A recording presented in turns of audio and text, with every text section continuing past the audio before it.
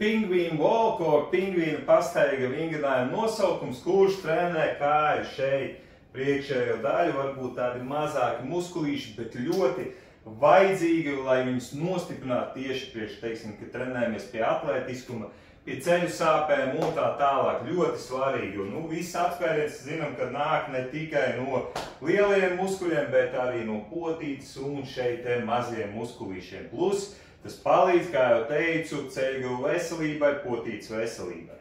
Tātad, kā jau pats nosaukums saka, staigāsim vienkārši kā pingvīni.